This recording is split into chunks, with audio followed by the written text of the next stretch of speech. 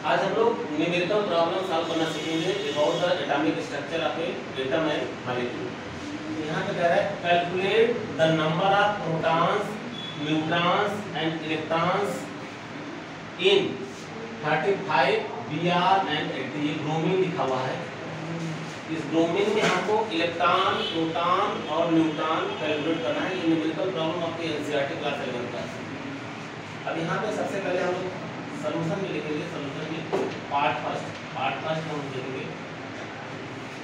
Symbol सबसे पहले हम लोग एटॉमिक सिंबल में देखेंगे क्या 35 Br and 80 means 35 bromine and 80। किसी भी एलिमेंट या एटम के नीचे जो नंबर लिखा होता है यही इलेक्ट्रॉन होता है और यही प्रोटॉन होता है और इसको हम लोग एटॉमिक नंबर भी कहते हैं। मींस इसका नाम क्या क्या होगा आपका atomic number, number of electrons and number of protons. तीन चीजों का सिंबल ये है। ये जो 35 लिखा हुआ है एटॉमिक नंबर को भी बताता है, नंबर ऑफ इलेक्ट्रॉन्स को भी बताता है और नंबर ऑफ प्रोटॉन्स को भी बताता है। अब नंबर का मतलब बच्चे समझ जाते हैं कि सेम चीज। अब 10 डस्टर और 10 मार्कर, डस्टर की अलग प्रॉपर्टी है, मार्कर की अलग प्रॉपर्टी है। ये नंबर में सेम हो सकते हैं लेकिन इनकी प्रॉपर्टी सेम नहीं हो सकती। कहने का मतलब इलेक्ट्रॉन आपके 35 हो सकते हैं, प्रोटॉन आपके 35 हो सकते हैं, ठीक है, लेकिन उनका नेचर सेम नहीं होता है। प्रोटॉन पे आपके पॉजिटिव चार्ज होता है, इलेक्ट्रॉन पे आपके नेगेटिव चार्ज होता है। इस चीज को ध्यान रखना है। दूसरी चीज, किसी भी रिएक्शन में जो भी इलेक्ट्रॉन होते हैं वही पार्टिसिपेट करते हैं। न्यूक्लियस के अंदर प्रोटॉन और न्यूट्रॉन कंजर्व होते हैं, वो बिल्कुल सेपरेट रहते हैं, उनसे कोई रिएक्शन से लेना देना नहीं होता है। अगर किसी के एटम के ऊपर नेगेटिव चार्ज आता है तो नेगेटिव चार्ज आने का मतलब बाहर से इलेक्ट्रॉन की एंट्री हुई है। अगर किसी एटम के ऊपर पॉजिटिव चार्ज आता है इसका मतलब कि इलेक्ट्रॉन कम हुआ है, न कि प्रोटॉन और न्यूट्रॉन। इस चीज को ध्यान दीजिएगा। यहाँ पे ब्रोमीन में हमारे ब्रोमीन के ऊपर कोई भी चार्ज नहीं, ना तो पॉजिटिव चार्ज है ना तो नेगेटिव चार्ज है। मींस नंबर ऑफ इलेक्ट्रॉन्स आपके कितने हो जाएंगे 35, नंबर ऑफ प्रोटॉन्स कितने हो जाएंगे आपके 35। न्यूट्रॉन इसको हम लोग सिंबल दिखाते हैं जेड से और ऊपर वाले सिंबल को हम लोग दिखाते हैं एटॉमिक मास या मास नंबर या एटॉमिक वेट, इसको हम लोग दिखाते हैं ए से। रिलेशन क्या होता है H = Z + N, H = Z + N, where A is your atomic mass, Z = number of proton, N = number of neutron। अब न्यूट्रॉन की वैल्यू आपसे पूछी गई है, सो neutron = A - Z, that is A कितना आपका 80 - 35। अब 80 में से 35 हम लोग रिड्यूस कर देते हैं, 10 में से 5 = 5, 7 में से 3 गया आपका 4, 45 मींस न्यूट्रॉन आपके हो गए 45, इलेक्ट्रॉन आपके हो गए 35 और प्रोटॉन हो गए आपके 35। यही आपका आंसर हो जाने वाला। ध्यान दीजिएगा, किसी भी एटम के ऊपर पॉजिटिव चार्ज आना मींस इलेक्ट्रॉन कम हुआ है, नेगेटिव चार्ज आने का मतलब इलेक्ट्रॉन बढ़ा है। प्रोटॉन और न्यूट्रॉन पे कोई अंतर होने वाला नहीं। जैसे एग्जांपल हम देते हैं सोडियम और यहाँ पे सोडियम आयन मींस सोडियम के ऊपर पॉजिटिव चार्ज। सोडियम का सिंबल आपका क्या होता है 11 Na23 मींस इलेक्ट्रॉन आपके 11, प्रोटॉन आपके 11, ऊपर वाले से नीचे वाले को रिड्यूस कर देते तो हमारा न्यूट्रॉन निकलता। सिंपल सी बात। तो 23 में से 11 को हम रिड्यूस करेंगे तो न्यूट्रॉन हमारा बन जाएगा 12 मींस इलेक्ट्रॉन आपके 11, प्रोटॉन 11, न्यूट्रॉन आपके 12। न्यूट्रॉन और प्रोटॉन कंबाइंड रूप से न्यूक्लियस में रहने के कारण इनको न्यूक्लियस भी कहते हैं। अब सोडियम आयन में ये पेपर में से पूछा जाता है, 11th के पेपर पे कई बार पूछा जा चुका है। Na पॉजिटिव में इलेक्ट्रॉन, प्रोटॉन और न्यूट्रॉन को बताइए। मींस इलेक्ट्रॉन, प्रोटॉन और न्यूट्रॉन ये आपको तीनों कैलकुलेट करना है। अब यहाँ सोडियम के ऊपर एक पॉजिटिव चार्ज आने का मतलब कि एक इलेक्ट्रॉन कहीं बाहर चला गया, इलेक्ट्रॉन बाहर चला गया है, न कि प्रोटॉन और न्यूट्रॉन। इलेक्ट्रॉन यदि बाहर चला गया इलेक्ट्रॉन की कमी होगी और इलेक्ट्रॉन हमारा 11 से घट के हो जाएगा 10, यहाँ हो जाएगा 10। प्रोटॉन आपका 11 ही रहेगा और न्यूट्रॉन आपका 12 ही रहेगा। वेरी वेरी इंपॉर्टेंट, इसको ध्यान से आप लोग ध्यान दीजिए। इसी तरह से हम लोग मैग्नीशियम में कैलकुलेट कर सकते हैं 12 Mg 24 मींस इलेक्ट्रॉन आपके हो जाएंगे 12, प्रोटॉन हो जाएंगे 12, न्यूट्रॉन हो जाएंगे 24 - 12 = 12। सिमिलरली Mg+2 में हम लोग देखते हैं इलेक्ट्रॉन आपके हो जाएंगे 10, क्योंकि दो पॉजिटिव चार्ज मींस दो इलेक्ट्रॉन की कमी हो जाएगी 10 हो जाएगा। प्रोटॉन आपका 12 ही रहेगा, न्यूट्रॉन भी आपका 12 ही रहेगा। सेकंड क्वेश्चन, सेकंड ऑप्शन हम लोग देखते हैं। सेकंड ऑप्शन, पहला ऑप्शन हम सेकंड ऑप्शन को कैलकुलेट करते हैं। If number of electron, proton and neutron in species are, देखिए इलेक्ट्रॉन, प्रोटॉन और न्यूट्रॉन की वैल्यू दिया है, इलेक्ट्रॉन, प्रोटॉन और न्यूट्रॉन। जैसे आपको न्यूमेरिकल दिया है आप वैसे ही काम करिए, इसमें कोई घबराने की बात नहीं है। क्या क्या दिया है? इलेक्ट्रॉन, प्रोटॉन और न्यूट्रॉन की वैल्यू दिया गया है। Electron, proton, neutron in species are 18, 16 and 16 means electron 18, 16 and 16 ये दिया गया है। असाइन द सिंबल, ये कौन सा एटम है उसके सिंबल को बताइए। तो किसी भी स्पीशीज में, किसी भी एटम में जितने इलेक्ट्रॉन होते हैं उतने ही प्रोटॉन होते हैं। अगर इलेक्ट्रॉन बढ़ता है इसका मतलब बाहर से इलेक्ट्रॉन की एंट्री हुई। अगर उसके ऊपर पॉजिटिव चार्ज आ रहा है मींस इलेक्ट्रॉन की लाइकनेस होगी।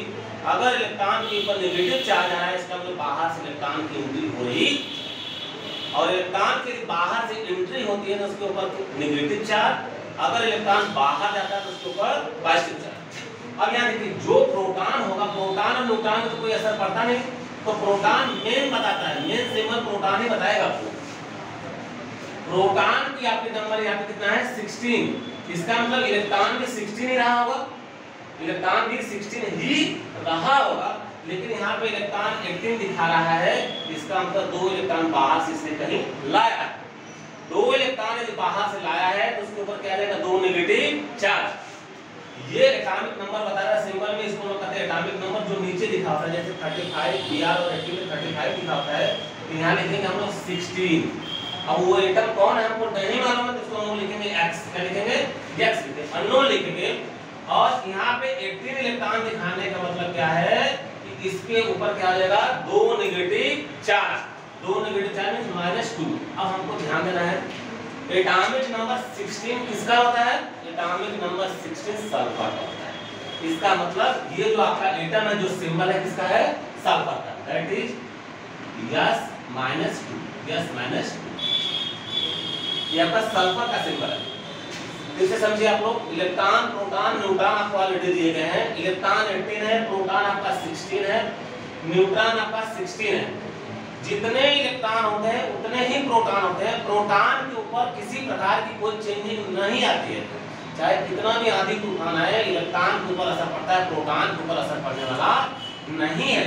इसका मतलब प्रोटॉन ओरिजिनल एटॉमिक नंबर को बताता है। इस प्रोटॉन से हम लोग पकड़ लेंगे कि आपका जो प्रोटॉन 16 है, इसका मतलब एटॉमिक नंबर 16 है। एटॉमिक नंबर 16 का मतलब आपका एटम जो है सल्फर। इलेक्ट्रॉन 16 है, इलेक्ट्रॉन यहाँ पे 18 है, बस दो एडिशनल इलेक्ट्रॉन आपको मिले हैं, इसलिए इस पर दो नेगेटिव चार्ज, ये आपका मेन सिंबल हो जाएगा। थर्ड क्वेश्चन हम लोग देखते हैं, calculate the wave number, calculate the wave number. इसको हम लोग म्यू बार से दिखाते हैं। थर्ड क्वेश्चन म्यू बार से दिखाते हैं, mu bar. Calculate the wave number and frequency of yellow radiation having wavelength 5800 angstrom. यहाँ आपको लैम्डा दिया गया, वेवलेंथ मींस लैम्डा। आप लोग वेव्स देखे होंगे, तरंगे देखे होंगे, ये आपकी वेव्स हैं। ट्रॉट एंड क्रिस्ट, जिसको हम हिंदी में कहते हैं, ऊपर जो तरंगे चलते हैं उसको कहते हैं स्ट्रिंग, नीचे वाले को कहते हैं गर्त। नहीं कहते गर्त में चले जाएंगे। जो नीचे वेव्स आती है उसको हम लोग कहते हैं क्रिस्ट, ऊपर वाले को ट्रॉट कहते हैं। ये जो मैक्सिमम डिस्टेंस जो अटेन करता है इसको हम लोग कहते हैं एम्पलीट्यूड, या आपका एम्पलीट्यूड। वन साइकिल कंप्लीट करने में जो टाइम लगता है उसको हम लोग कहते हैं time period. Means half cycle आपका ये हो गया और हाफ साइकिल आपका ये हो गया, यहाँ तक जो समय आने में लगेगा उसको हम लोग कहते हैं टाइम पीरियड, ठीक है। और इसको हम लोग कहते हैं एक साइकिल आपकी कंप्लीट होगी। फ्रीक्वेंसी क्या होती है? एक सेकेंड में कितने आपके साइकिल कंप्लीट होते हैं, 1 सेकंड में कितने साइकिल कंप्लीट होते हैं, दैट इज योर फ्रीक्वेंसी। इस तरह की कितनी साइकिल कंप्लीट हो सकती है 1 सेकंड में, वो होती है फ्रीक्वेंसी। फ्रीक्वेंसी को हम दिखाते हैं म्यू से। अब म्यू इक्वल टू क्या होता है, c बाई लैम्डा, और आपका म्यू बार इक्वल टू कितना होता है, 1 अपॉन लैम्डा। सबसे पहले हमको क्या दिया गया है, लैम्डा की वैल्यू आपको दिया गया है। वेलोसिटी ऑफ लाइट कितनी होती है, 3 × 10⁸ मीटर पर सेकंड, आपको ऑलरेडी पेपर में दिया है। मींस लाइट की जो वेलोसिटी होती है 3 × 10⁸ मींस 3 लाख किलोमीटर पर सेकंड। आर इसको लिखते हैं 3 × 10⁸ मीटर पर सेकंड, ये आपको ऑलरेडी गिवन है। वेवलेंथ हमको दिया गया एंगस्ट्रॉम में, वेवलेंथ एंगस्ट्रॉम में दिया गया है। जब तक इसको हम मीटर में चेंज नहीं करेंगे तब तक बात बनने वाली नहीं है। तो लैम्डा को दिया गया, लैम्डा इक्वल टू 5800 एंगस्ट्रॉम। इस एंगस्ट्रॉम को मीटर में बदलने के लिए हम लोग क्या करेंगे, 10⁻⁻10 से मल्टीप्लाई करेंगे।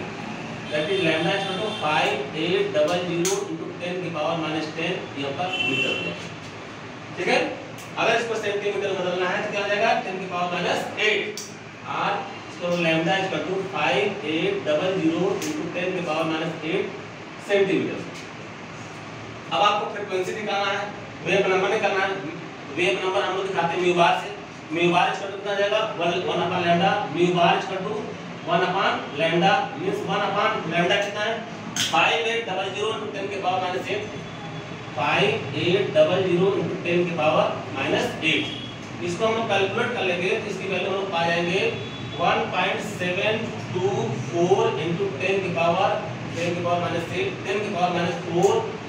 10⁻⁴ सेंटीमीटर इनवर्स। ये आपकी हो जाएगी वेव नंबर। वेव नंबर की वैल्यू हो जाएगी 1.724 × 10⁻⁴ सेंटीमीटर इनवर्स। अब हम लोग क्या निकालना है, सेकंड करा frequency of yellow radiation. Frequency को हम दिखाते हैं म्यू इक्वल टू हो जाएगा c upon lambda, where c is your velocity of light, that is 3 × 10⁸ meter पर सेकंड अपॉन लैम्डा की कितनी है, लैम्डा को हमको मीटर में रखना पड़ेगा, मींस 5800 × 10⁻10 मीटर। अब इसको हम लोग कैलकुलेट कर लेंगे तो लैम्डा की वैल्यू मिल जाएगी आपकी म्यू। फ्रीक्वेंसी इक्वल हो जाएगा 5.172 × 10⁻14 सेकंड इनवर्स। अब देखिए टाइम पीरियड और फ्रीक्वेंसी एक दूसरे के इनवर्सली प्रोपोर्शनल होते हैं। Means mu equal to 1 upon T, T equal to 1 upon mu, means frequency into time period equal to 1। इस प्रकार तीनों निरेशन हम लोगों ने सॉल्व किया बहुत शॉर्ट फॉर्म में, और वेरी इंपॉर्टेंट वीडियो है। इसको आप लोग देखिए, लाइक शेयर जरूर करिए। Thank you very much.